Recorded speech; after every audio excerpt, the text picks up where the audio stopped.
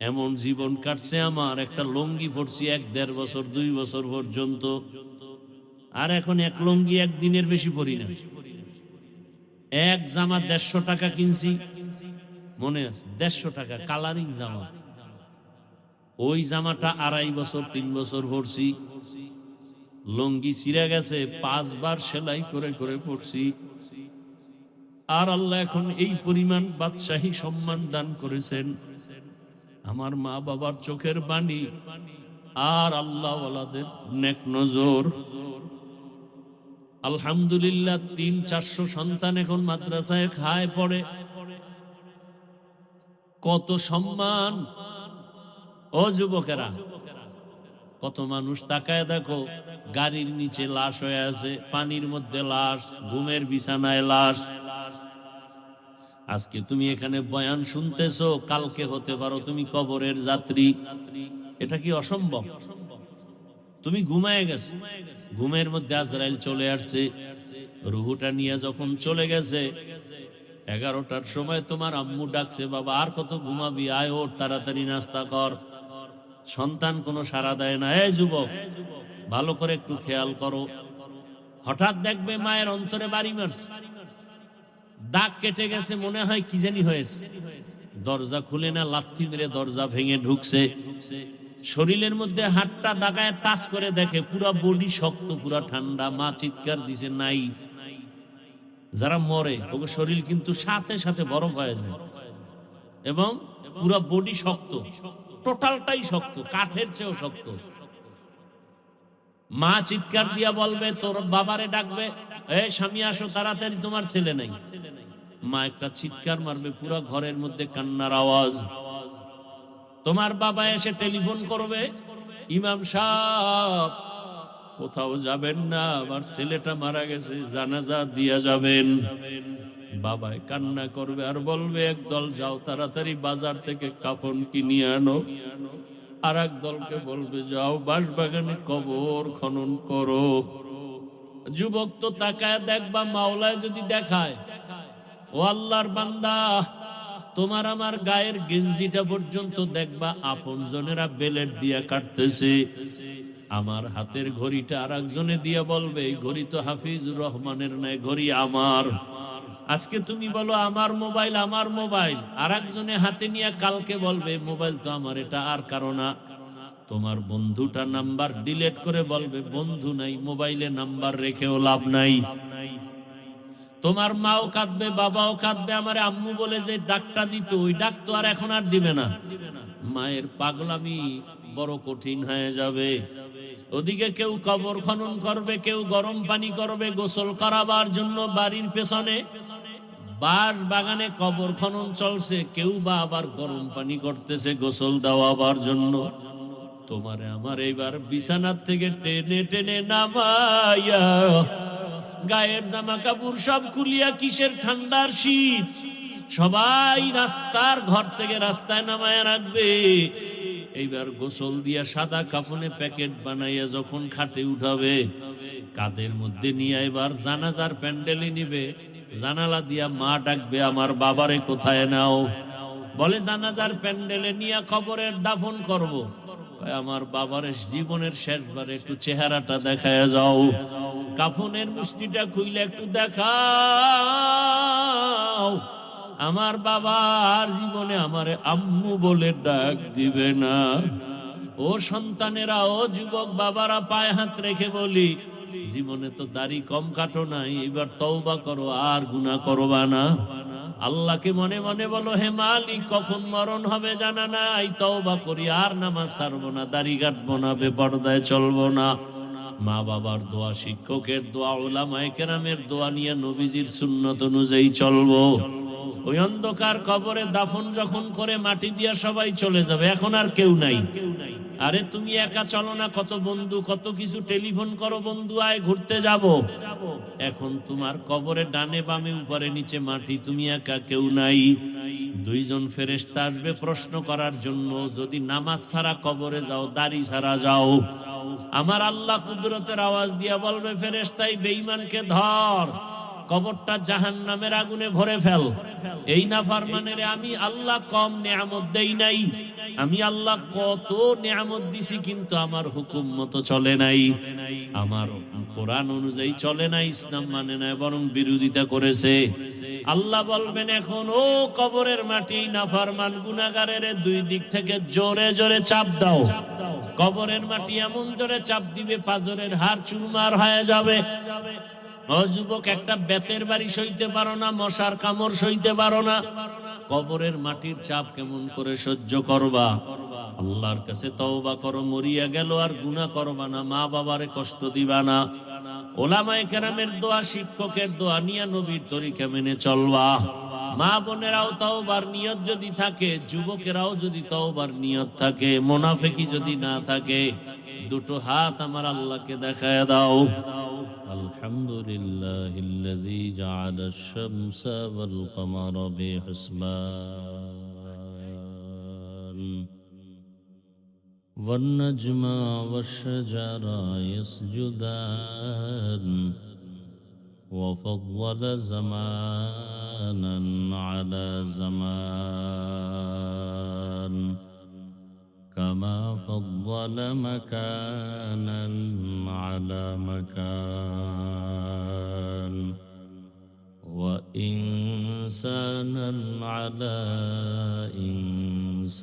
إنسان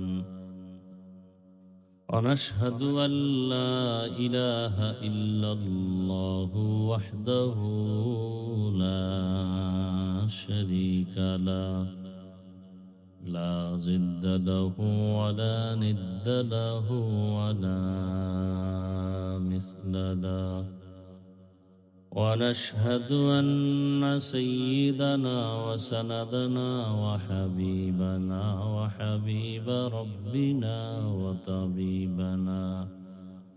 وطبيب قلوبنا ومولانا محمدا عبده ورسوله اللهم صل على محمد النبي الأمي وعلى آله وسلم تسليما وبعد فأعوذ بالله من الشيطان الرجيم بسم الله الرحمن الرحيم يا أيها الذين آمنوا اتقوا الله ولتنظر نفس ما قدمت لغد واتقوا الله إن الله خبير بما تعملون وقال النبي صلى الله عليه وآله وسلم حب الدنيا رأس كل خطيئة صدق الله مولانا العظيم صدق رسوله النبي الأمي الكريم ونحن على ذلك من الشاهدين والشاكرين والذاكرين والحمد لله رب العالمين سبحانك لا علم لنا إلا ما علمتنا إنك أنت العليم الحكيم رب اشرح لي صدري ويسر لي أمري واحلل عقدة من لساني يفقه قولي दुर्फशानी ने तेरे कतरों को दरिया कर दिया दिल को रोशन कर दिया आँखों को बीना कर दिया हकीकत खुल जाएगी बवक़्त इम्तिहा तेरे कि सुस्ती में या मेहनत में गुजारी जिंदगी तूने मोहम्मद ने आकर कुफर को मिटाया,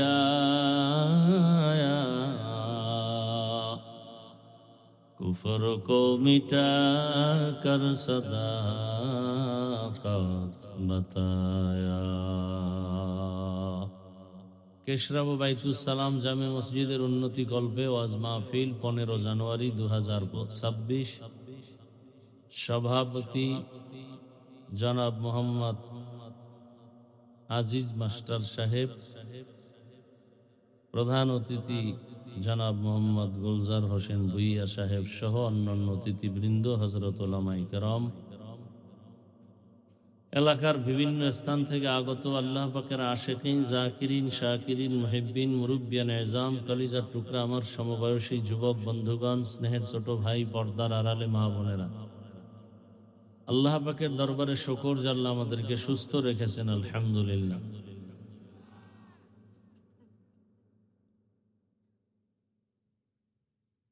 হাজারো লাখো মানুষের ভেতর থেকে বাছাই করে আল্লাহ আমাদেরকে এই পবিত্র জায়গায় হাজির হওয়ার তৌফিক দান করছেন। আর একবার শুকর আদায় করি, আলহামদুলিল্লাহ। দরুদ সালাম সৈয়দুল মুরসালিন, রহমাতুল লিল আলামিন, শফিউল মুজনিবিন, খাতামুন নবিয়্যিন, সৈয়দুস সাকালাইন, ইমামুল মুরসালিন, হযরত মুহাম্মদুর রাসূলুল্লাহ। সবাই পড়েন সাল্লাল্লাহু, আবার পড়েন। নবীর নামে দরুদ পড়লে গুনাহ হবে? বরং দুনিয়াতে অনেক লাভবান হবেন দরুদের আমল করলে। আল্লাহ সবাইকে হেদায়েতের দৌলত দান করেন। যাদের আয়োজনে আজকের এই প্রোগ্রাম, আল্লাহ তাদেরকেও কবুল করেন, এলাকাবাসীকে কবুল করেন। উলামায়ে কেরাম আলোচনা করেছেন, আপনারাও ধৈর্যের সাথে শুনছেন। উলামায়ে কেরামদের কথাগুলো সহি তরিকায় আমল করার তৌফিক দান করেন। উলামায়ে কেরামের ইজ্জতকে আল্লাহ বেশি বেশি বাড়ায় দেন। উলামায়ে কেরামের ইজ্জতের উপরে যারা আক্রমণ করবে, আল্লাহ ওদের হেদায়েত দান করেন। আমি আপনাদের দোয়া নিতে আসছি এবং খুব সংক্ষেপ 2-4টি কথা বলবো। কোরআনে হাকিমের এক আয়াত, নবীজির হাদিস থেকে এক টুকরো হাদিস পড়েছি। আয়াত ও হাদিসের আলোকে ইখলাস ও রুহানিয়াতের সমন্বয়ে কিছু কথা সহি নিয়তে, সহি তরিকায় বলার মতো, শুনবার মতো আমাকে আপনাদের সকলকে আল্লাহ তৌফিক দান করেন। আমি আশা করি আপনারা ঠান্ডা মেজাজে কথা শুনবেন, উঁচু আওয়াজে কথা না বললে আমি অনেক খুশি থাকব। জবাব দিবেন আমি প্রশ্ন করলে, না হয় না, এবং সে জবাবের আওয়াজটা যেন মধ্যম হয়, উঁচু না হয়। পারা যাবে ইনশাআল্লাহ? আমি যতটা কথা বলবো আশা করি ইনশাআল্লাহ ইসলাম, কোরআন হাদিস, আল্লাহ এবং রসুলের মানদণ্ডে কথা বলবো। খুব খেয়াল করবেন, কোরআন এবং ইসলামে যা আছে তাই বলবো ইনশাআল্লাহ। অনেকে মনে করে কোরআন হাদিসের বয়ান করলেই তো খুব মজা। কারা মনে করে? যারা কোরআন হাদিস অনুযায়ী চলে না, এরা মনে করে যে কোরআন হাদিস অনুযায়ী যদি হুজুরে বয়ান করে তাহলে আমাদের আকাম কুকামের বিরুদ্ধে বলতে পারবে না। মানে কি, কোরআন হাদিস আকাম কুকামের পক্ষে নাকি? হ্যাঁ, সুদখোরের পক্ষে, ঘুষখোরের পক্ষে, বেনামাজির পক্ষে, চান্দাবাজ ধান্দাবাজের পক্ষে, খুনি, ধর্ষক, দুর্নীতিবাজের পক্ষে। তাহলে কোরআন হাদিসের পক্ষে বয়ান করলে দুর্নীতিবাজ, চান্দাবাজ, ধান্দাবাজ, খুনি, ধর্ষক, মদ পানকারী, নেশাগ্রস্ত, সুদখোর, ঘুষখোর, বেনামাজি, বেপর্দাওয়ালা, এদের বিরুদ্ধে কথা বলতেই হবে। রেডি আছেন তো শোনার জন্য? আল্লাহ কবুল করেন। কোরআন শরীফে শুধু একটা দুর্বলতা আছে। কয়টা? একটা। সেটা হলো রাষ্ট্রের ব্যাপারে কোরআনে কিছু নাই। কি? যারা বলে রাজনীতি নাই, তার মানে হলো কোরআন সব দিক থেকে পরিপূর্ণ, রাষ্ট্রের রাজনীতির বেলায় কোরআন শরীফ দুর্বল। হ্যাঁ, এই সমস্ত বাজে কথাগুলো যে মানুষ কেন বলে, এরা যে মুসলমান, কেন দাবি করে মুসলমান, আমার এটাও বুঝে আসে না। আপনার নামাজ ভালো লাগে না, রোজা ভালো লাগে না, জিকির ভালো লাগে না, তেলাওয়াত ভালো লাগে না, পর্দা ভালো লাগে না, হালাল রুজি ভালো লাগে না, দাড়ি ভালো লাগে না, তা আপনি অন্য ধর্মে যান, ইসলামের বদনাম করেন কেন? দাড়ি ছাড়া তো ইসলাম হতে পারে না, টুপি ছাড়া তো ইসলাম হতে পারে না, পর্দা ছাড়া তো ইসলাম হতে পারে না। ইসলাম তো কারো উপরে জুলুম করতে পারে না, ইসলাম তো মিথ্যা কথা শিখায় না, ইসলাম তো গালাগালি শিখায় না, ইসলাম তো কারো ক্ষতি করা শিখায় না। তো আপনি যদি এগুলো মেনে চলতে পারেন থাকেন, নাইলে অন্য ধর্মে যান, ইসলামের বদনাম করেন কেন? নিজে অন্যায় করেন করেন, আবার বলেন এটা নাই সেটা নাই। মানে কপাল নিজেরটাও পুড়ছেন, আর একজনের কপাল পর আবারও ফিকির করতেছেন। এই কপাল নিয়ে দুনিয়াতে আসলেন আপনি? আল্লাহ হেদায়েত দান করুন। তরজমাটা বলি, আল্লাহ বলে ইয়া আইয়ুহাল্লাযীনা আমানুত্তাকুল্লাহ, ও মুমিন আল্লাহকে ভয় করো। ওয়ালতানজুর নাফসুম মা কদ্দামাত লিগাদিন ওয়াত্তাকুল্লাহ। সামনে তোমার একটা স্থায়ী জীবন আসতেছে, সেই জীবনের জন্য কি সম্বল অর্জন করছো হিসাব মিলাও, খেয়াল করো। আল্লাহ আবার বলেন আমাকে ভয় করো। ইন্নাল্লাহা খাবীরুম বিমা তা'মালুন। আল্লাহ বলেন নিশ্চয়ই তোমার সব কাজের খবর আমি আল্লাহ অগ্রিম জানি। নবীজি বলেন হুব্বুদ দুনিয়া রাসু কুল্লি খাতিআহ। দুনিয়ার লোভ, দুনিয়ার ভালোবাসা সব ধ্বংসের কারণ। আয়াত ও হাদিসের তরজমা শেষ। এবার কিছু ব্যাখ্যা শুনেন, হাদিসের উপরে 2-4 মিনিট কথা বলি। দুনিয়ার লোভ ধ্বংসের কারণ। মানুষ বলে প্রবাদ, লোভে পাপ, পাপে মৃত্যু। এ হুজুর টুজুর যা দেখেন, অলি আবদাল গৌস কুতুব, যদি দেখেন ব্যালেন্স ঠিক নেই, কথাবার্তা উল্টা পাল্টা, মনে করবেন কিসের লোভে পড়ছে? দুনিয়ার লোভ। কিসের লোভ? দুনিয়ার প্রত্যেকটা মানুষ আল্লাহর বিরুদ্ধে যায়, রসুলের বিরুদ্ধে যায়, ইসলামের বিরুদ্ধে যায় একমাত্র দুনিয়ার লোভে। সেই লোভটা আবার 3 ভাগে ভাগ করা। কত ভাগ? এক ভাগ হলো হুব্বে যা, ক্ষমতার লোভ, চেয়ারের লোভ, সম্মানের লোভ। সম্মান, চেয়ার পাওয়ার জন্য আল্লাহর বিরুদ্ধে প্রয়োজনে, ইসলামের বিরুদ্ধে প্রয়োজনে উল্টা পাল্টা করে। কেন? ক্ষমতা টিকানোর জন্য। আছে না নাই? আর একটা লোভ হলো সম্পদের লোভ, টাকা। আমি যদি উল্টা পথে চলি তো টাকা পাবো, কাউরে যদি একটু মিথ্যা মামলায় জড়াইতে পারি তো টাকা পাবো। এরকম বদমাশ আমাদের সমাজে আছে না? আর একটা লোভ হলো হুব্বে নিসওয়ান, যৌবনের লোভ। যৌবনের লোভে পড়ে ইসলাম শেষ, মানবতা শেষ। এই 3টা লোভে পড়ে গোটা দুনিয়া ধ্বংস। গোটা একেবারে সব মানুষ, একটা মানুষও এই 3 লোভের বাইরে ধ্বংস নয়। 3 লোভের ভেতর থেকেই ধ্বংস হয়ে গেছে, এখনো হচ্ছে চোখের সামনে। ফেরাউনের মতো বেঈমান নিঃস্ব থেকে একসময় অনেক কিছু পাইয়া চেয়ারে বৈশা এবার নিজেরে খোদা দাবি করছে, আসল আল্লাহকে বাদ দিয়া। কিসের লোভে? ক্ষমতার লোভ। ক্ষমতার নমরুদ, ক্ষমতার লোভে পড়ে আল্লাহকে মারার জন্য রেডি হয়ে গেছে, যে আল্লাহরে যদি মেরে ফেলা যায় ঝামেলা শেষ। এ বাঁশ দিয়া সিঁড়ি বানাইছে বিশাল, এরপরে তীর নিয়ে উঠছে, আল্লাহকে মারবে তো মারছে, পাখির গায়ে লাগছে, রক্ত আসছে মাথায়, নিচে এসে দেখি যে আল্লাহরে মেরে ফেলছে এই রক্ত। সেই বেঈমানকে আল্লাহ ধ্বংস করতে ফেরেশতা লাগছে। কি লাগছে? একটা অসুস্থ মশা, সাথে জুতা। পায়ের জুতা কপালে লাগায়, এটা কত বড় ভাগ্যের বিষয়। ডব্লিউ বুশের লাগছে। আমগো দেশে আবার মাঝে মাঝে এমপি মন্ত্রীর কপালেও লাগে। সান কপাল তো। এই জন্য লাগে। আল্লাহ হেদায়াত দান করে। যৌবনের লোভে পড়ে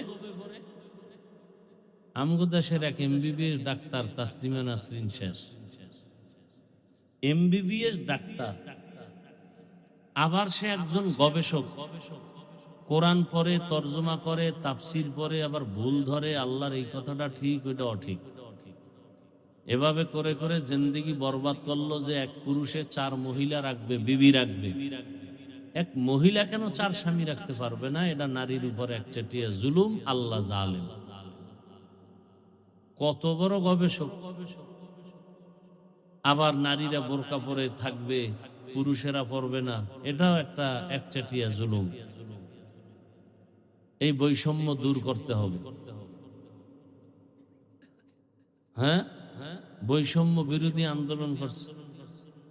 তো বৈষম্য ঠিক রাখতে হলে এক সপ্তাহ পুরুষেরা ইমামতি করবে মসজিদে, আর এক সপ্তাহ মহিলারা, তো বৈষম্য ঠিক হবে। আবার এক সন্তান মহিলা পেটে নিবে, আর এক সন্তান পুরুষে পেটে ধারণ করবে, তো বৈষম্য হইল। বৈষম্য ঠিক রাখতে হলে তেমনি করতে হবে। যেমন কয় বাবা মরে গেলে সম্পদ ছেলে যা পাইবে মেয়েকেও তা দিতে হবে। তাহলে এটা যদি মানো, সব জায়গায় বৈষম্য দূর করো। সম্ভব? কোনদিন সম্ভব না। এই কতদিন লুচ্চা পুরুষ আছে, চরিত্রহীন, জন্মের দোষ। এই কারণে এই বেশ্যা নারীদের পক্ষে আবার চিৎকার দেয়। আল্লাহ হেদায়াত দান করুন। তাসলিমে কি বলে আরো? আমার পেট তো আমার শরীরের অংশ, তাহলে আমার পেটে বাচ্চা তো আমি যেখান থেকে মনে চাই সেখান থেকে নিব। একজন পুরুষ আমাকে বাচ্চা দিবে, এটা তো হতে পারে না। দেশের সব মুসলমান উলামায়ে কেরাম, তৌহিদি জনতা গর্জে উঠলেন আর বললেন, এই বেঈমান, যেখান থেকে মনে চায় সেখান থেকে পেটে বাচ্চা আমগো দেশের কুকুর নিরা নেয়, কোন মানুষ নিতে পারেন। তাহলে তাসলিমা মানুষ না, ডাক্তার হয়েছে ঠিক, কিন্তু এটা কুত্তার চেয়েও খারাপ। যেমন আমাদের মধ্যে কিছু মানুষ এই যে প্যান্ডেলে বসা তসবিহ গুনতেছে, কবে আসবে সেই বরকতের ভোটের আগের রাত? সেদিন আমরা মোটামুটি বাজার দরে বিক্রি হয়ে যাব। খুব হাসতেছে, কি যে মজা না ওই পায়খানায়, খুব মজা, খুব মজা ওই পায়খানায়। লজ্জা শরম না থাকলে কিচ্ছু থাকে না মানুষের। ১৫০০ বছর আগে রসুল বলে গেছেন। আমি কিন্তু খুব আদবের সাথে বলছিলাম, আওয়াজ দিবেন না। আপনারা আমার কথাটা রাখতেছেন না।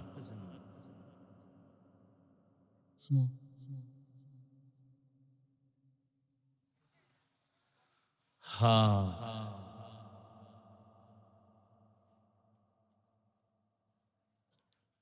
১৫০০ বছর আগে রসুল বলেছেন, লা ঈমানা লিমান লা হায়া আলা, যাদের লজ্জা নাই ওদের কোনো ঈমানই নাই। আল হায়াউ শু'বাতুম মিনাল ঈমান। ভাই, মোবাইলগুলো বন্ধ করা যায় না? এনে মোবাইলের কোনো কাম আছে আকাম ছাড়া? তুমি দেখো কাম, আসলে এটা আকাম। কোথায় বসছো তোমার তো জানা নাই। যেখানে তুমি বসছো এটা আল্লাহর কাছে কত দামি যে বসার সাথে সাথে গুনাহ মাফ।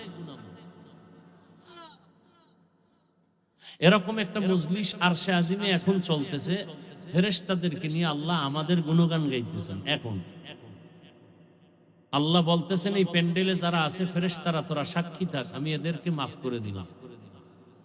তো তুমি আকাম করো কেন মোবাইল হাতে নিয়ে? একটা মুফতির নাম আমাকে বলো সারা দুনিয়াতে কেউ বলতে পারে যে ওয়াজের প্যান্ডেলে বসে অনর্থক ছবি তোলা হালাল? কপালটা তো খারাপ কেন? আসছো বেহেশতের বাগানে সওয়াবের আশায়, করতেছো মোবাইল নিয়ে গুনাহ। ২৪ ঘন্টা এই মোবাইল, বাথরুমে মোবাইল, ঘরের বিছানায় মোবাইল, আল্লাহ দয়া করে বেহেশতের বাগানে নিছে, ঘন্টা 2 মোবাইল ছাড়া থাকাই যায় না। এত খারাপ কেন কপালটা?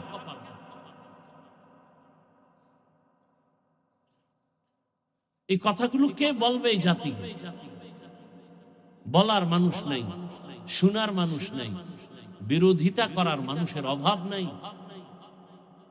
আল্লাহ হেদায়েত দান করেন। আমি কাউকে আঘাত করতে আসি নাই, আমি বুকে লাগাতে আসছি। আমি উপকার করতে আসছি, কারো ক্ষতি করতে আসি নাই। আমি ভালো মানুষ হওয়ার জন্য কথা বলতেছি। আমি জান্নাতে যেতে চাই এবং আপনাদেরকেও জান্নাতে যাওয়ার পরামর্শ দিতে আসছি।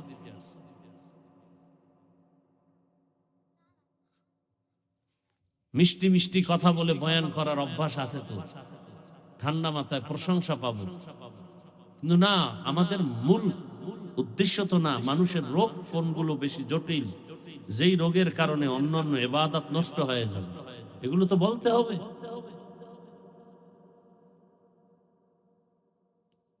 পৃথিবীতে মসজিদের থেকে আর সুন্দর দামি কোন জায়গা আছে পবিত্র, যেখানে গেলে মানুষ বিড়ি থাকলেও বিড়ি ফেলে দেয়, টুপি না থাকলে টুপি মাথায় নেয়? এত সুন্দর একটা পবিত্র মসজিদের জায়গায় সুদখোর কেন কমিটিতে আসবে? আমি কোন দলের পক্ষে কথা বলছি না, আমি শুরুতেই বলছি আমার কথার মূল থিম ইসলাম, কোরআন, হাদিস, আল্লাহ, রাসূল। পৃথিবীতে এর থেকে আর পবিত্র জায়গা নাই মসজিদ, সেখানে সুদখোর আসবে কেন? যেই সুদখোরের আমল নামা, এই বেটা থাম, বেয়াদব।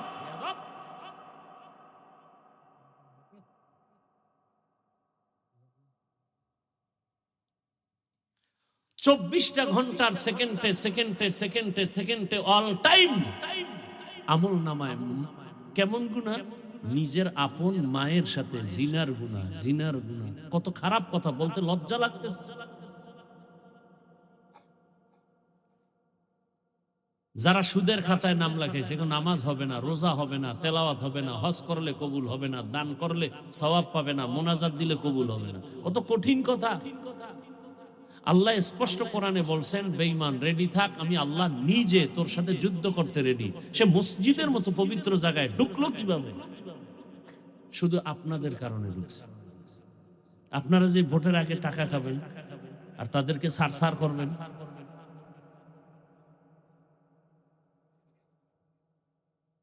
সমাজে শান্তি আসবে কিভাবে? এত মিনিটে মিনিটে ভূমিকম্প হওয়া দরকার, মিনিটে মিনিটে ঠাডা পড়া দরকার, আগুনের বৃষ্টি দরকার। শুধু মুহাম্মদের উম্মত হওয়ার কারণে আল্লাহ এখনো আমগো একটু সেভ রাখছে। শুধু মুহাম্মদের উম্মত হইছে এই কারণে, নাইলে বাংলাদেশ ধ্বংস করতে 1 সেকেন্ড লাগে না। খালি একটা ভূমিকম্প তো আল্লাহ দেখাই দিছে। কি পরিমাণ আতঙ্ক, কিসের বিল্ডিং, অট্টালিকা, কিচ্ছু না।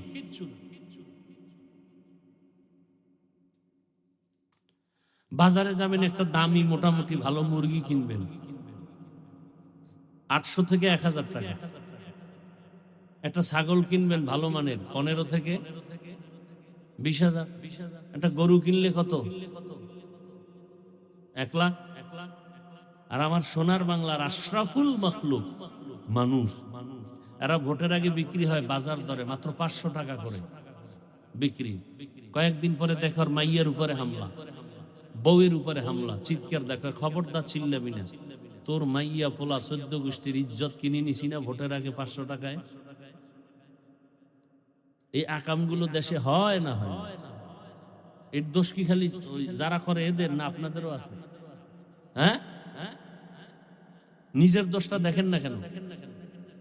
একটা চেয়ারম্যান কোনোদিন হারাম খায় না, জনগণ আগে খাইয়া এরপর চেয়ারম্যানকে শিখায় যে এখন আমগো দে, বাড়িঘর বিক্রি করে ফকির হয়ে যা, এবার চেয়ারে বসে আমগো কপালে যা বরাদ্দ হবে সব তুই বয়ে বয়ে খাবি।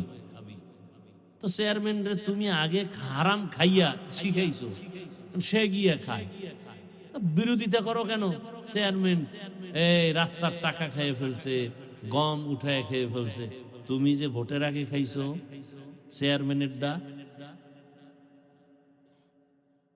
এই জাতিকে সোজা করা ইসলাম ছাড়া কোনোদিন সম্ভব না, সম্ভব না। এক বেয়াদবকে সোজা করবে গোটা দেশ সোজা। নামি দামি একটা চোরের হাতের কবজা কাটবে, পুরা বাংলাদেশের হাত ঠিক। ইসলাম ছাড়াই জমিনে শান্তি আসবে না, কোনোদিন আসবে না। আমি মানি আর না মানি, কথা এটাই সত্য। শান্তির একমাত্র ঠিকানার নাম ইসলাম। আপনি না মানলেও ইসলাম, মানলেও ইসলাম। যেদিন আসবে সেদিন শান্তি, এর আগে শান্তির চিন্তা করাও ভুল। অজের মধ্যে এত লোক, মসজিদে লোক নাই কেন? ফজরে কই যায়? এরা জঙ্গলে বনবাসে যায়। ফজরে কেন মসজিদ খালি? কালকে জুমায় মুসল্লির অভাব নাই, আসরে আবার মুসল্লি নেই, মাগরিবে নাই, এশায় নাই। কিসের নামাজ এগুলো? ধোকা, আল্লাহকে ধোকা দেওয়া। অথচ আল্লাহর দেওয়া পানি খাইতেছে, আল্লাহর দেওয়া সূর্যের আলো, আল্লাহর দেয়া চাঁদের আলো, আল্লাহর দেয়া নদীর মাছ, আল্লাহর দেয়া গাছের ফল, জমিনের ফসল, সব আল্লাহ। অথচ আল্লাহর হুকুম মানি না। মানি না তো মানি না, যারা একটু মানার চেষ্টা করে তাদেরও বিরোধিতা করে। কত বড় কপাল পোড়া! এজন্যই তো নবী বলেন, দুনিয়ার লোভ মানুষকে ধ্বংস করে দেয়। হুজুরের বয়ানের কারণে আমার সুদের ব্যবসা চলবে না, তো হুজুরের বয়ান বন্ধ, আমার ব্যবসা বন্ধ করা যাবে না। এইভাবে সরকার পর্যন্ত বলে মেয়ে ছেলেরা আকাম কুকাম করবে, বাধা দেওয়া যাবে না, তবে বাল্য বিবাহ এটা বাধা দিতে হবে। একটু চিন্তা করো যুবক। যুবককে বলছে, আমার সব কথা যুবকদের জন্য। তোমার লাইনের যুবকটাই তো রক্তের ফোঁটা মাটিতে ফেলে গোটা দুনিয়াটাকে আলোড়িত করে গেল, আর বলে গেল টাকায় পশু বিক্রি হয়, টাকায় অমানুষ বিক্রি হয়, আমি হাদি টাকায় বিক্রি হই না। তোমার চরিত্র 500 টাকায় শেষ। মুরগি কিনতে 1000, ছাগল কিনতে 20,000, গরু কিনতে 1 লাখ, তুমি বিক্রি 500। তার মানে তোমার ছাগলের সমানও দাম নাই। তুমি ছাগলের চেয়েও খারাপ, গরুর চেয়ে খারাপ, কুত্তার চেয়ে খারাপ, শুকরের চেয়েও খারাপ। ভাব তো দেখাইতেছ বড় বুজুর্গ, খুব বুজুর্গ বুজুর্গ ভাব। সারা রাত মোবাইলে গুনাহ চলে, গুনাহ, হাতের গুনাহ, জবানের গুনাহ, অন্তরের গুনাহ, চোখের গুনাহ, সারা রাত। চেহারায় ছাপ লাগছে। যেই যুবকের চেহারা 40 বছর পর্যন্ত থাকবে উজ্জ্বল, সেই চেহারা 25 বছরে নষ্ট কেন? জবাব দে। পৃথিবীর কোন মেডিসিন ক্রিম দিয়ে এই চেহারার উজ্জ্বল করা যাবে না।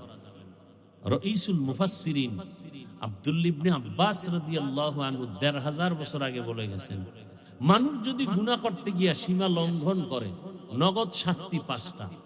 প্রথম শাস্তি, চেহারার নূর থাকবে না। দ্বিতীয় শাস্তি, ভাত খাবে কিন্তু ভাত গিয়া শরীরে ক্রিয়া করবে না, বরকত থাকবে না, শুধু অসুস্থই হবে, অসুস্থই হবে। কি পরিমাণ গুনাহ করো মোবাইলের দ্বারা, কি পরিমাণ, কোন সীমানা নাই। ঘরে ঘরে কি পরিমাণ সারা রাত অন্যায় চলে।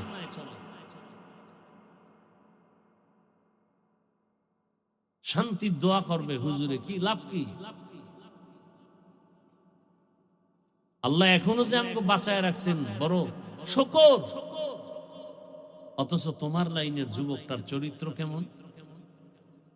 রাস্তা দিয়ে হাঁটতেছে, মানুষ এসে এসে টাকা দিতেছে। এই ফেসবুকের গোলাম বাবারা বলো, আমি বানায় বলতেছি, তোমরা দেখছো নাইলে বইলো না, না দেখলে চুপ থাকো। যদি দেখে থাকো সাক্ষী দাও, কারণ আমি বলতেছি শুনে, তুমি তো বলবা দেখে। তুমি যে আকামের পথের হেডমাস্টার, আমি তো ওই লাইনে নাই, আমি শুনে শুনে বলতেছি।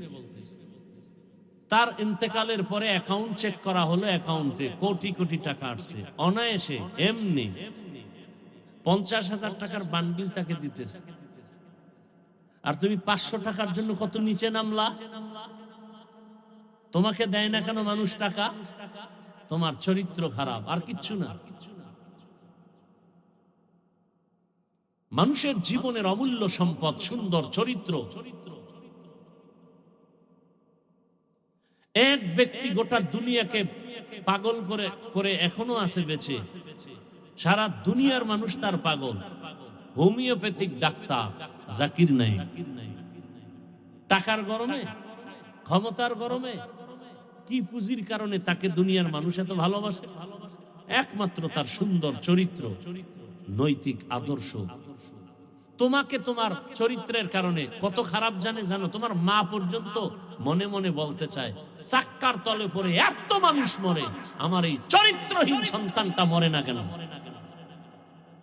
কারণ মহিলারা তোমার মাকে ধিক্কার দেয়, তোমার ছেলে বড় খারাপ। মায়ের কাছে কত কষ্ট লাগে। বাবায় বাজারে গেলে মানুষ খারাপ বলে, তোমার ছেলে না অমুক বেয়াদবটা, বাবা লজ্জায় মাথা নত করে। মা বাপ পারে না তোকে পাড়াইয়া মারে ফেলতে, মন চায় তুই মরে যা, চাকার তলে পড়ে মরে যা। মা কয়েকদিন কানবে, কিন্তু স্থায়ীভাবে তো তোর বেয়াদবির থেকে মা নিরাপদ। এই কথাগুলো তো মা সন্তানকে বলে না, ভয় পায় যদি আবার মারে। এখন তো সন্তান এত বড় চূড়ান্ত বেঈমান, অসভ্য, যে মাকে মারে, বাবাকে মারে। এজন্য মা বাপ কথা বলে না, কলিজা কালা হয়ে গেছে দুঃখে দুঃখে। আর এই কুলাঙ্গারে আবার বন্ধুদের সাথে গর্ব করে, জানো কি, আমার মা বাবা না আমাকে অনেক ভয় করে। ও বেয়াদব, লিখে রাখো, মা বাবা তো সন্তানকে ভয় করবে না, ভালোবেসে কপালে চুমা খাবে, ঠিক না? লিখে রাখ। লেখার পরে বাধাই করে ঘরের দরজায় টানায় রাখবি কথাগুলো। মা বাবা ওই সন্তানকেই ভয় পায় যেই সন্তান সমাজের চরিত্রহীন এবং বেয়াদব। শিক্ষক ওই ছাত্রকে ভয় পায় যেই ছাত্র পুরা প্রতিষ্ঠানের মধ্যে চূড়ান্ত চরিত্রহীন আর বেয়াদব। নম্র ভদ্র চরিত্রবান কোন সন্তানকে মা ভয় পাবে না, বাপ ভয় পাবে না, বরং মা বাপ মনে করবে ওর কাছে আমার নিরাপদ। আহ, কি হইলি, ভাবতেছ অনেক কিছু, আসলে তুই তো পশু, জানোয়ারের চেয়েও খারাপ। এই কথাগুলো কে বলবে? পাও ধরলে কি তুমি ফিরবা? বলো আমি নিচে নেমে আসি। যদি বলো পাও ধরলে ফিরে যাবা, বলবা ফেরার কোনো তো লাইন নেই হাফিজ ভাই। আচ্ছা বলো, তুমি আমাকে জবাব দাও, তোমার লাইনের যুবক কি স্কুল কলেজে 5 ওয়াক্ত নামাজি নাই? তাহলে জুতা খুইলে তোর কপালে বাড়ি মার। যে তোর ক্লাসে, তোর স্কুলে বহু ছাত্র নামাজি, তুই পারো না কেন? তোর কপালে তো খারাপ কেন? তোমার লাইনের যুবক র্যাব, আর্মি, পুলিশ, বিডিআর এর চাকরি করে, ওসিডিসি, দাড়িওয়ালা নামাজি নাই? মিথ্যা বলছি? ঢাকা কলেজের বারান্দায় গিয়া তাকাও, কত ছাত্র কলেজে ঢুকে পাগড়ি, দাড়ি, বড় জামা। যাও, তোমার কপাল খারাপ কেন? অবশ্যই মা বাবার অভিশাপ আছে। ও ব্যবসায়ী বাবারা, আপনাদের ব্যবসায়ীদের মধ্যে নামাজি দাড়িওয়ালা নাই? আপনার কপাল এত নষ্ট কেন? এখন কি করবেন? জিদ কইরা দুনিয়া ছাইরা চলে যাবে? না, তওবা করেন। আমার আল্লাহ তো অনেক দয়াময়। আপনি গুনাহ যদি পুরা দুনিয়া ভৈরাও গুনার পাহাড় বানান, আমার আল্লাহর রহমতের চেয়েও বড়। খালি বলবেন আল্লাহ আমাকে মাফ করে দেন। আল্লাহ বলবে তুই গুনাহ করছো 50 বছর, মাপ চাইলি মাত্র আধা সেকেন্ডে, আর আমি তোকে মাফ করে দিলাম আরো কম টাইমে। তোর জীবনের 50-70 বছরের গুনাহ 1 সেকেন্ডে মাফ।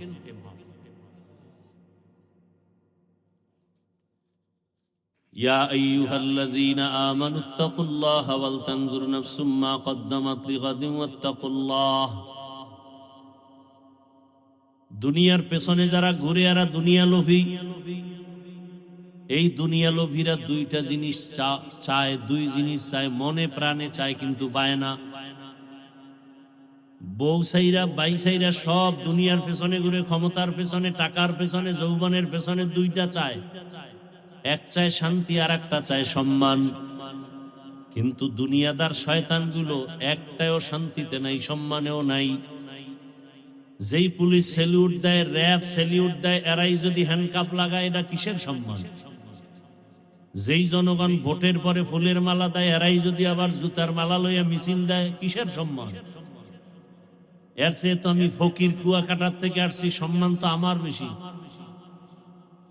আমার আওয়ামী লীগ নাই, বিএমপি নাই, কেউ নাই, আমরা তো আছি কি। আর এরা তো সম্মান পাইতে পাইতে টাকা দিয়ে কিনছে না সম্মান, টাকার মেয়াদ শেষ, সম্মানও শেষ। আর আমি তো ফকিরের ঘর থেকে আসছি, এমন জীবন কাটছে আমার, একটা লুঙ্গি পরছি 1-1.5 বছর 2 বছর পর্যন্ত, আর এখন এক লুঙ্গি একদিনের বেশি পরি না। এক জামা 150 টাকা কিনছি, মনে আছে, 150 টাকা কালারিং জামা। ওই জামাটা 2.5 বছর 3 বছর পরছি, লুঙ্গি ছিঁড়ে গেছে, 5 বার সেলাই করে করে পরছি।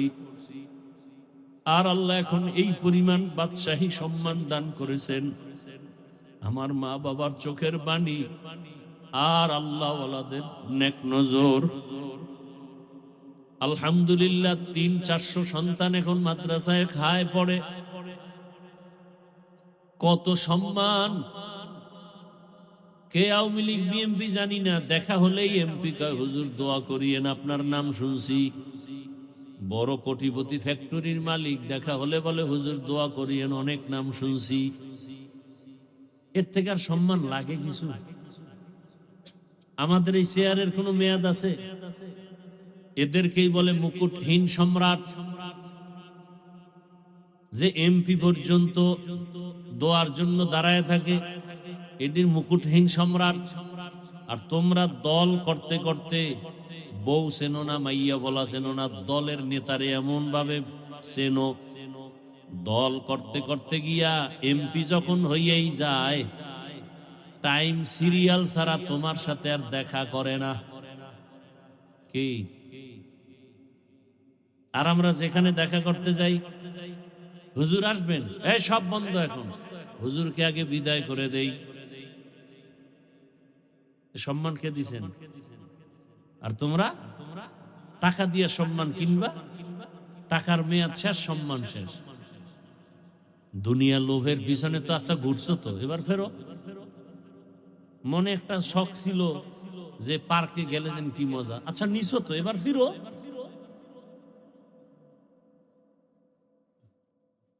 জীবনে দাড়ি তো কম কাটো না, এবার ফিরো। দাড়ি কাটা ছাটা সব কবিরা গুনাহ, হারাম। একটা লাভও নাই। যদি কেউ দেখাইতে পারে দাড়ি কাটলে একটা লাভ, চেহারা ভালো হয়, আরো কিছু, আল্লাহর কসম আমি দাড়ি কেটে ফেলবো। আমার একটা লাভ যদি কেউ দেখাইতে পারে, বরং গুগলে মোবাইল তো চালাও, ভালো জিনিস দেখতে পারো না। আজকে বাসায় গিয়ে সার্চ দিলি, টাচ মোবাইল চালাইলে শরীরের কি কি ক্ষতি সব বের হয়ে আসবে। ওখানে তার হুজুর নেই, সব চিকিৎসা বিজ্ঞানীরা কি থিম ওখানে বয়ান করছে, ওখানে সব লেখা। দাড়ি কাটলে ছাড়লে বিজ্ঞানীদের কি থিওরি, সাথে সাথে নগদ শাস্তি, যৌবন চলে যাবে, চোখের পাওয়ার চলে যাবে। গুগলে সার্চ দে, সারা জীবন খালি আকামি করলি, এটা মানুষের কাম এগুলো।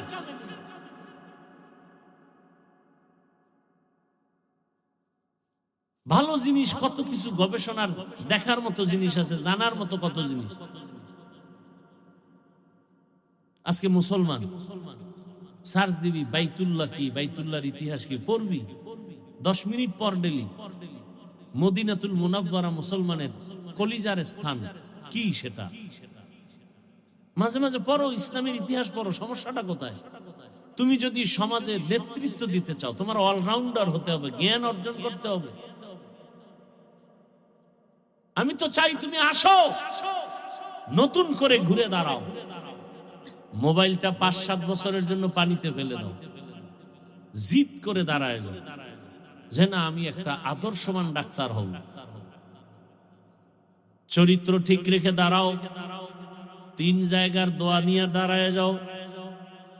আমি আল্লাহকে সাক্ষী রেখে বলে গেলাম, তুমি গোটা দেশের মধ্যে মুকুটহীন সম্রাট হয়ে যাইবা। 3 জায়গার দোয়া লাগবে আর চরিত্র ঠিক লাগবে, না হয় হবে না। তুমি যদি পুরা বাংলাদেশে এক হও, চরিত্র যদি খারাপ থাকে, শেষ, তোমার জিন্দেগি বরবাদ। কোন বেঈমানও তোমাকে সাপোর্ট দিবে না, চরিত্র মানুষের অমূল্য সম্পদ। আমি চাই তুমি ডাক্তার হও, ইঞ্জিনিয়ার, প্রফেসর, ওসি, ডিসিএসপি হয়ে যাও, এমপি মন্ত্রী হও, তবে বেয়াদব হইও না। তবে চরিত্র ঠিক রাখো আর 3 জায়গার দোয়া নিয়ে চলো, জীবনটা সফল। কয় জায়গার দোয়া? 1 নম্বরে মা বাবার দোয়া, 2 নম্বরে শিক্ষকের দোয়া, তৃতীয় হলো ওলামায়ে কেরামের দোয়া। লিখে রাখ, এই কথাগুলো মনে থাকবে না। এই 3 জায়গার দোয়া যদি নিয়ে ডাক্তারও হও, আল্লাহর কসম গোটা দুনিয়াতে তোমার সম্মান বেড়ে যাবে। আজকে 500 টাকার জন্য পাগল হইছো, আল্লাহ এই পরিমাণ টাকা দিবে, 2 হাত দিয়ে নিয়েও তো শেষ করতে পারবা না। হালাল আসবে, হালাল, হারাম না। তবে চরিত্র ঠিক লাগবে। আর কি? 3 জায়গার শেষ ওলামায়ে কেরামের দোয়া। ওই যে বললাম, কলেজে গিয়া দেখো পাগড়িওয়ালা ছাত্র ঢাকা কলেজে পড়ে, মনে হয় যেন মসজিদের কোনো খতিব, অথচ আরবি ভালো করে পারে না। জিজ্ঞাসা করলাম, বাবা তোমার এই হালাত কেন? বলে, আমার আব্বু আম্মু অনেক আদর্শওয়ালা বানাইছে। আমার আব্বু আম্মু খানা দেয় আর বারবার আমাকে সবক দেয়, বাবা জীবনে যাই করো না করো মিথ্যা বলবা না, কারো ক্ষতি করবা না। মা বাবার এটাই সবক, জীবনে কারো ক্ষতি করবা না, মিথ্যা কথা বলবা না, কারো হক নষ্ট করবা না, কারো চরিত্রের উপর আক্রমণ করবা না। শিক্ষক দোয়া করছে, লেখাপড়ায় 1 নাম্বার হয়ে গেছি, ওলামায়ে কেরাম দোয়া করছে। এ কারণে আমার মাথায় টুপি, দাড়ি, নামাজ পড়ি, 5 বড় জামা পরি, ক্লাস করি। আফসুস করা দরকার ওদের দিকে তাকায়। অথচ তোমারে পাও ধরে ধরে বলার পরেও তুমি নামাজ পড়তে চাও না।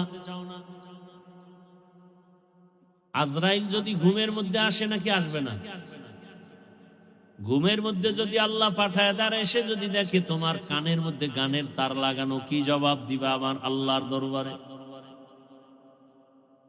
অনুরোধ করে বলি, যুবক বাবা, এখনো সময় আছে, তওবা করে নাও।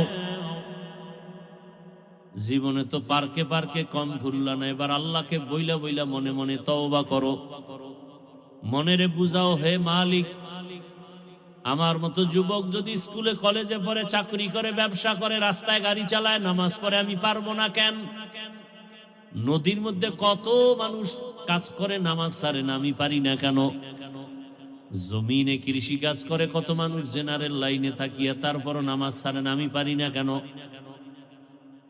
আমি তো জীবনে দাড়ি কম কাটলাম না, বেপরদায় কম দৌড়াইলাম না, মোবাইলে গুনাহ কম করলাম না, পার্কে কম দৌড়াইলাম না, কত নামাজ ছাড়লাম আর কত বাজে পথে চললাম।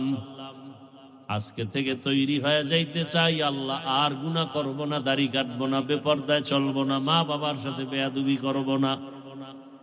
শিক্ষকের দোয়া নিয়ে, ওলামায়ে কেরামের দোয়া পরামর্শ নিয়ে নবীর আদর্শ মেনে চলবো।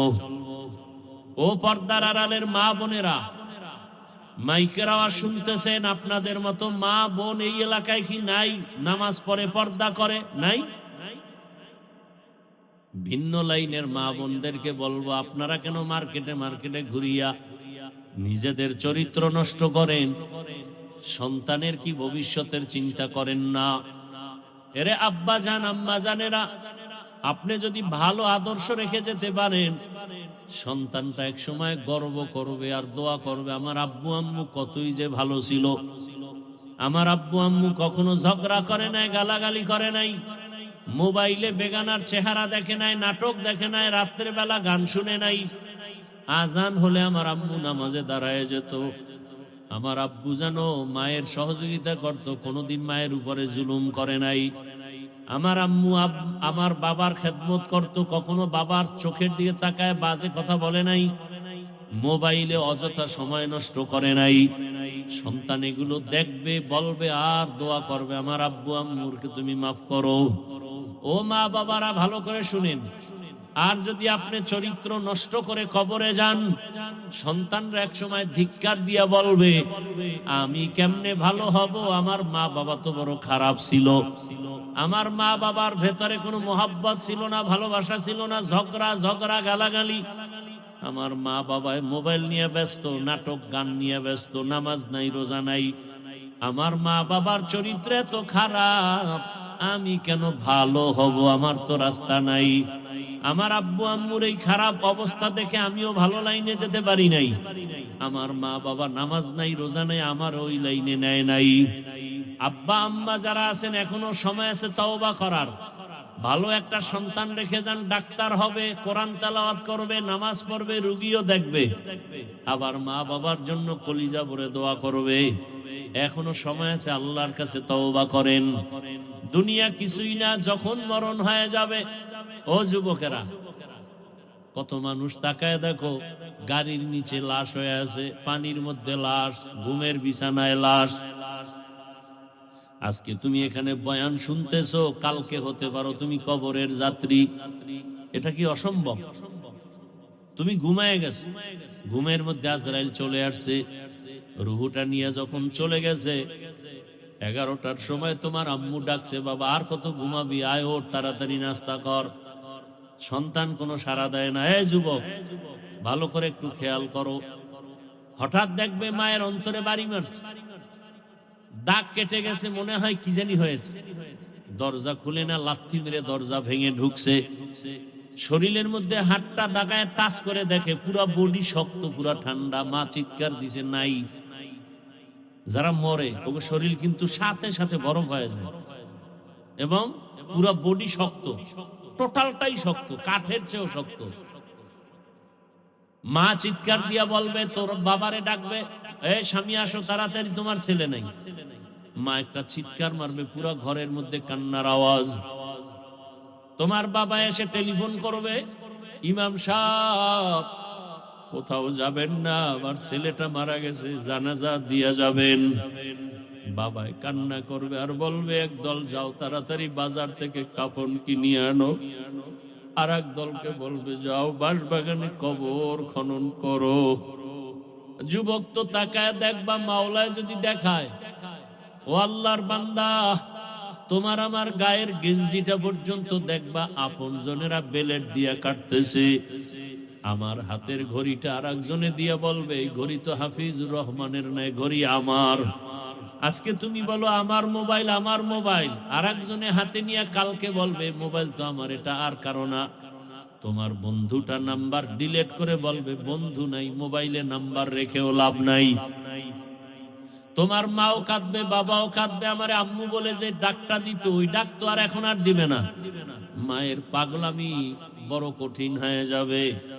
ওদিকে কেউ কবর খনন করবে, কেউ গরম পানি করবে গোসল করাবার জন্য। বাড়ির পেছনে বাঁশ বাগানে কবর খনন চলছে, কেউ বা আবার গরম পানি করতেছে গোসল দেওয়াবার জন্য। তোমারে আমার এইবার বিছানার থেকে টেনে টেনে নামাইয়া, গায়ের জামা কাপড় সব খুলিয়া, কিসের ঠান্ডার শীত, সবাই রাস্তার ঘর থেকে রাস্তায় নামায় রাখবে। এইবার গোসল দিয়া সাদা কাফনে প্যাকেট বানাইয়া যখন খাটে উঠাবে, কাদের মধ্যে নিয়ে এবার জানাজার প্যান্ডেলে নিবে। জানালা দিয়া মা ডাকবে, আমার বাবারে কোথায় নাও? বলে জানাজার প্যান্ডেলে নিয়ে কবরের দাফন করব। আমার বাবার জীবনের শেষবার একটু চেহারাটা দেখায় যাও, কাফনের মুষ্টিটা খুইলে একটু দেখাও। আমার বাবা আর জীবনে আমারে আম্মু বলে ডাক দিবে না। ও সন্তানেরা, ও যুবক বাবারা, পায়ে হাত রেখে বলি, জীবনে তো দাড়ি কম কাটো নাই, এবার তওবা করো, আর গুনাহ করবা না। আল্লাহকে মনে মনে বলো, হে মালিক, কখন মরণ হবে জানা নাই, তওবা করি, আর নামাজ ছাড়বো না, দাড়ি কাটবো না, বেপরদায় চলবো না। মা বাবার দোয়া, শিক্ষকের দোয়া, উলামায়ে কেরামের দোয়া নিয়ে নবীজির সুন্নত অনুযায়ী চলবো। ওই অন্ধকার কবরে দাফন যখন করে মাটি দিয়া সবাই চলে যাবে, এখন আর কেউ নাই। আরে তুমি একা চলো না, কত বন্ধু, কত কিছু টেলিফোন করো, বন্ধু আয় ঘুরতে যাব। এখন তোমার কবরে ডানে বামে উপরে নিচে মাটি, তুমি একা, কেউ নাই। দুইজন ফেরেশতা আসবে প্রশ্ন করার জন্য, যদি নামাজ ছাড়া কবরে যাও, দাড়ি ছাড়া যাও। আমার আল্লাহ কুদরতের আওয়াজ দিয়া বলবে, ফেরেশতাই বেঈমানকে ধর। কবরটা জাহান্নামের আগুনে ভরে ফেল। এই নাফরমানের আমি আল্লাহ কম নিয়ামত দেই নাই, আমি আল্লাহ কত নিয়ামত দিছি, কিন্তু আমার হুকুম মতো চলে নাই, আমার কোরআন অনুযায়ী চলে নাই, ইসলাম মানে না, বরং বিরোধিতা করেছে। আল্লাহ বলবেন এখন ও কবরের মাটি, নাফরমান গুনাহগারের দুই দিক থেকে জোরে জোরে চাপ দাও। কবরের মাটি এমন জোরে চাপ দিবে পাজরের হাড় চুরমার হয়ে যাবে। ও যুবক, একটা বেতের বাড়ি সইতে পারো না, মশার কামড় সইতে পারো না, কবরের মাটির চাপ কেমন করে সহ্য করবা? আল্লাহর কাছে তওবা করো, মরিয়া গেল আর গুনাহ করবা না, মা বাবারে কষ্ট দিবা না, ওলামায়ে কেরামের দোয়া, শিক্ষকের দোয়া নিয়ে নবীর তরিকা মেনে চলবা। মা বোনেরাও তওবার নিয়ত যদি থাকে, যুবকেরাও যদি তওবার নিয়ত থাকে, মুনাফিকি যদি না থাকে, দুটো হাত আমার আল্লাহকে দেখায় দাও। আয় আল্লাহ, হাতগুলো কবুল করে নেন, তওবা কবুল করে নেন, তওবার উপরে মজবুত হইয়া চলার তৌফিক দান করেন, আমিন। আলহামদুলিল্লাহি রাব্বিল আলামিন, ওয়াসসালাতু ওয়াসসালামু আলা সাইয়্যিদিল আমবিয়াই ওয়াল মুরসালিন ওয়া আলা আলিহি ওয়া আসহাবিহি আজমাইন। ইয়া আরহামার রাহিমিন, ইয়া আরহামার রাহিমিন, ইয়া আরহামার রাহিমিন। রব্বিরহামহুমা কামা রব্বায়ানি সগীরা। আল্লাহুম্মা ইন্নাকা আফুউন কারীম তুহিব্বুল আফওয়া ফা'ফু আন্না। আল্লাহুম্মা ইন্না নাসআলুকা রিযাকা ওয়াল জান্নাহ ওয়া নাউযু বিকা মিন সাখাতিকা ওয়ান নার। ইয়া আল্লাহ, এই মাহফিল কবুল করে নেন। আয় আল্লাহ, আয়োজনকারীদের কবুল করে নেন, এলাকাবাসীকে কবুল করে নেন। মা বোনদের, আমরা শুধু এই পুঁজিটার কথাই মাওলা বলি, সবাই আমাদের কত কিছু বলে, আমরা সব সময় আল্লাহ আপনার উপরে ভরসা করে বলি আমাদের আল্লাহ আছে, আর কিছুই নাই। ও আল্লাহ, আপনি একটু দয়া করে আমাদের কবুল করে নেন। বাতিলের মোকাবেলা আমরা ব্যর্থ, ও আল্লাহ আপনি বাতিলদের জবান বন্ধ করায় দেন, বাতিলদের অপপ্রচার বন্ধ করায় দেন। আয় আল্লাহ, ওদের অঙ্গ প্রত্যঙ্গ যদি উল্ট হকের বিরুদ্ধে চলে, আপনি দমায়া দেন রে আল্লাহ। আপনি ছাড়া আমাদের কোনো শক্তি নাই। আপনার হকের পক্ষে যারা, তারা তো সরল মনে চলে। ও আল্লাহ, আপনার কুদরতের নুসরত দান করেন, আসমানের সাহায্য দান করেন, জমিনের মুসিবত দূর করেন। আয় আল্লাহ, মেহেরবানি করে আপনি হকের বিজয় দান করেন। আয় আল্লাহ তাআলা, ইসলামের জন্য দেশ কবুল করে নেন। আয় আল্লাহ, আমাদের ঈমান আমলের তাকওয়ার পাওয়ার বাড়ায়া দেন, ইখলাসের পাওয়ার বাড়ায়া দেন, রিয়া হাসাদ কিবির দূর করে ইখলাস দান করেন।